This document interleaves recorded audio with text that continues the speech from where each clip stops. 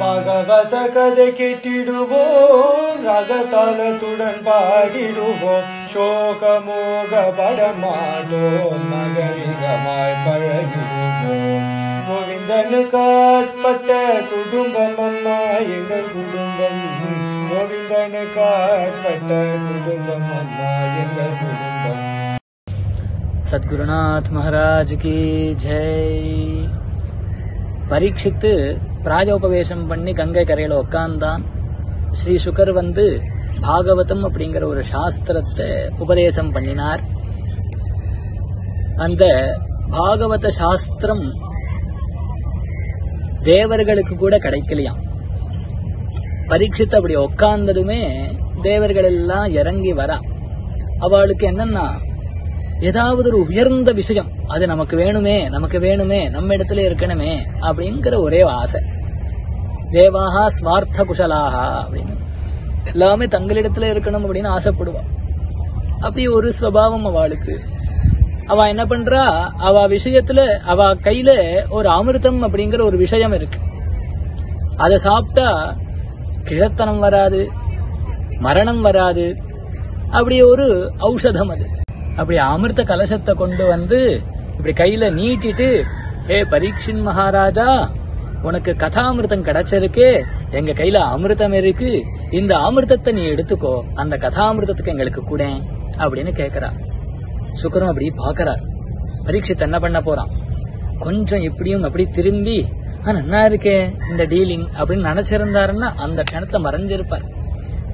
ஏன்னா இப்பேற்பட்ட ஒரு ஆளுக்கா நம்ம பாகவதம் கொடுக்க வந்திருக்கோம் அப்படின்னு நினைச்சிருக்கோம். ஆனா பரீட்சித் அப்படி இல்லையே, ஸ்ரத்தையா இருக்கான். தேவர்கள் வந்தது கூட தெரியலையான், திரும்பி கூட பார்க்கல, அப்படி நிஷ்டையா இருக்கான். குரு பக்தியோட, குரு மேல ஒரு விசுவாசத்தோட நிக்கிறது, பாகவத சாஸ்திரத்துக்கு மேல ஒரு விசுவாசத்தோட திருட நம்பிக்கையோட இருக்கிறது பார்த்து சுகர் ஆச்சரியப்பட்டார். அத்தகைய கதாமிருதம், அருமையான அந்த கதை பாகவதம் தேவர்களுக்கு கூட கிடைக்கலையாம்.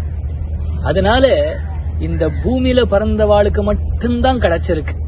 ஆரம்பத்திலேயே வியாசர் சொல்றார், ஹே புவி பாபுகாஹா அப்படின்னு கூப்பிடுறார். பிபத பாகவதம் ரசமாலயம் முஹு அஹோ ரசிகாஹா புவி பாபுகாஹா.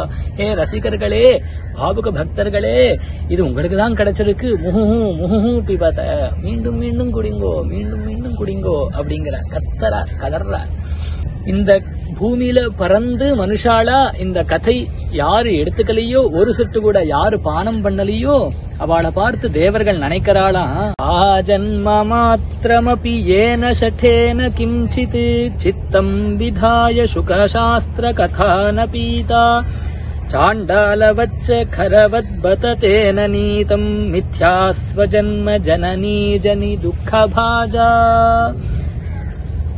ஒரு 100 வருஷம் வாழ்க்கையில ஒரு நாள், ஒரு பாதி நாள், ஒரு மணி நேரம், ஒரு நிமிஷம் கூட உனக்கு கிடைக்கலையாடா அப்படிங்கிற ஒரு ஸ்லோகார்த்தம் ஸ்லோகபாதம் வா. பாதி ஸ்லோகம் படிச்சாலும் போதுமே, ஒரு ஸ்லோகம் படிச்சாலும் போதுமே.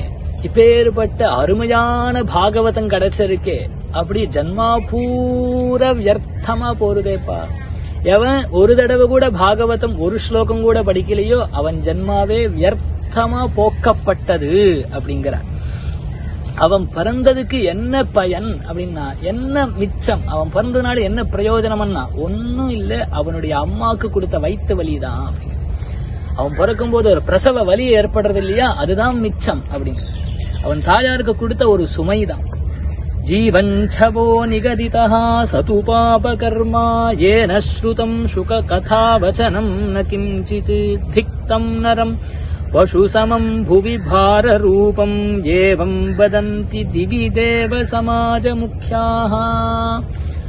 அவர் மூச்சு வாங்கிட்டு இருக்கக்கூடிய ஒரு பிணம் அப்படிங்கிற, எவன் பாகவதம் பானம் பண்ணலையோ அவன் மூச்சு வாங்கிட்டு இருக்கக்கூடிய ஒரு பிணத்துக்கு சமானண்டா.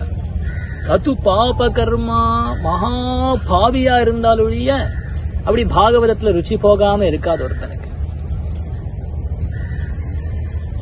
சுஷ்ரூஷுபிஹி தத்க்ஷணாத் கிருதிபிஹி சுஷ்ரூஷுபிஸ் தத்க்ஷணாத் அப்படின்னு சொல்றாரு இல்லையா. கோட்டி ஜென்மத்துல பண்ணின ஒரு புண்ணியத்தினுடைய பலனா இந்த பாகவதம் கிடைக்கிறது. கோடி ஜென்ம சமுத்தேனே புண்ணியேனைவத்து லப்யதே அப்படிங்கிறார். அப்பேற்பட்ட இந்த பாகவதம் ஒரு ஸ்லோகம் கூட படிக்கலே, பானம் பண்ணலேன்னா பாப கர்மா மகாபாவியா இருக்கணும். சுக கதா வச்சனம் ந கிஞ்சித் திக்தம் நரம் பசு சமம் புவிபார ரூபம். ஒரு ஆடு மாடு நாய் பூனை எல்லாம் கூட பறக்கிறது, குழந்தை குட்டியை பெத்துக்கிறது, வளர்றது, தூங்கறது, பயப்படுறது, இதெல்லாம் பொதுவான தர்மமா இருக்கு. நாமளும் பிறந்து அப்படியே செத்து போயிட்டோம்னா அந்த பசுவுக்கும் உனக்கும் என்னடா வேற்றுமை அப்படிங்கிற. பாகவதம் மனுஷனா பிறந்ததுக்கு பாகவதம் படிக்க வேண்டாமா அப்படின்னு தேவர்கள் எல்லாம் நினைச்சுக்கிறாளாம். பூமியில பறந்து அதுவும் மனுஷனா பறந்து பாகவதம் படிக்காம வந்துட்டானேவன், பாகவதம் படிக்காம செத்துட்டானே அப்படின்னு தேவர்கள் எல்லாம் வருத்தப்படுறாளாம். அத்தகைய உயர்ந்த கிரந்தம் பாகவத கிரந்தம். சத்குருநாத மகாராஜ் கி ஜெய்.